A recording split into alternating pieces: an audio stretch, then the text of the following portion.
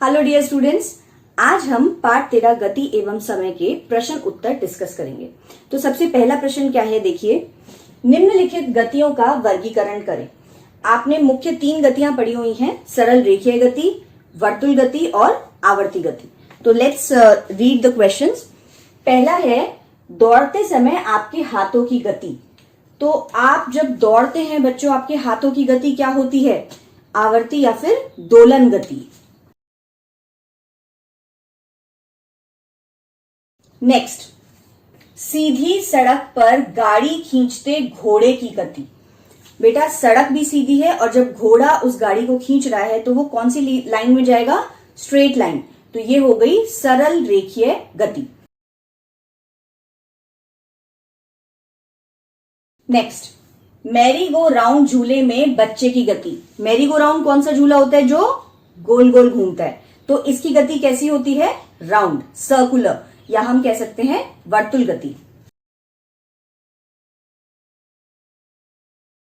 Next part, सी सौ झूले पर बच्चे की गति। सी सौ झूला आपने देखा है ना, तो उसकी गति कैसी होती है, उसकी भी आवर्ती गति होती है या फिर दोलन गति। अगला भाग, विद्युत घंटी के हथौड़े की गति। आपके हाथ में जब विद्युत घंटी होती है और आप उसे बजा रहे होते हैं तो आपकी गति, आपके हाथ की गति टू एंड फ्रो होती है। तो वह कौन सी गति में आती है, कौन सी टाइप ऑफ गति में आती है, दोलन गति। लास्ट भाग है, सीधे पुल पर रेलगाड़ी की गति। पुल भी सीधा है और रेलगाड़ी भी जब सीधे पुल पर चल रही है तो वह सीधी ही चलेगी। इसका उत्तर भी क्या हो गया, सरल रेखीय गति।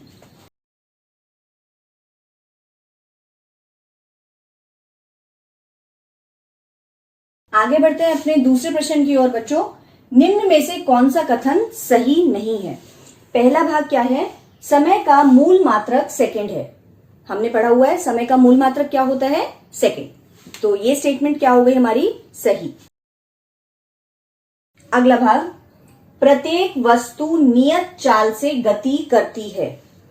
तो आप मुझे बताएं, क्या हर वस्तु नियत चाल से चलती है? अगर ऐसा होता तो हर वस्तु की कैसी गति होती, एक समान गति, यूनिफॉर्म स्पीड। पर नहीं, कुछ वस्तुओं की स्पीड जो है वह चाल जो है वह परिवर्तित होती रहती है या फिर वो नॉन यूनिफॉर्म स्पीड को भी फॉलो करती है। तो यह स्टेटमेंट सही नहीं है। अगला भाग, दो शहरों के बीच की दूरियां किलोमीटर से मापी जाती हैं।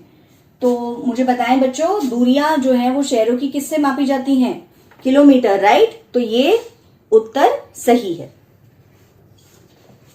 अगला भाग, किसी दिए गए लोलक का आवर्तकाल नियत नहीं होता। ऐसा नहीं है बेटा। जब एक लोलक पेंडुलम ऑसिलेट करता है तो उसका जो टाइम पीरियड होता है वह नियत ही होता है। तो इसलिए यह स्टेटमेंट गलत है।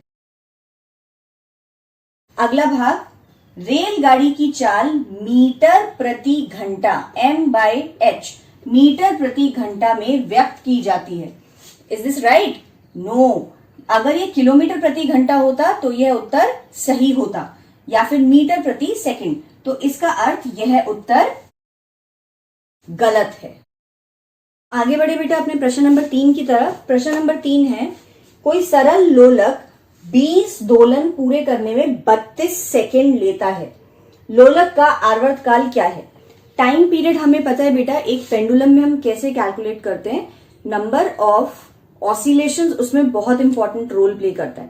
तो time taken by number of oscillations, या मैं इसको हिंदी में बताऊं तो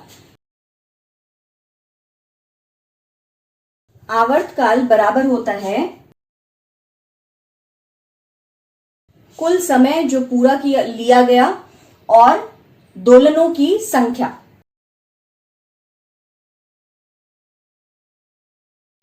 कुल समय डिवाइडेड बाय दोलनों की संख्या। तो यहां पर कुल समय कितना लिया हुआ है, 32 सेकेंड, और दोलनों की संख्या क्या है, 20 दोलन। इससे हम टाइम पीरियड कैलकुलेट कर लेंगे कि एक ऑसिलेशन में कितना टाइम लगा। तो डिवाइड करेंगे अगर, तो ये आएगा एक दोलन को कंप्लीट होने में 1.6 सेकेंड लगे। NTPC Faridabad and Chief Minister's Good Governance Associates Program with Star Teachers of Faridabad.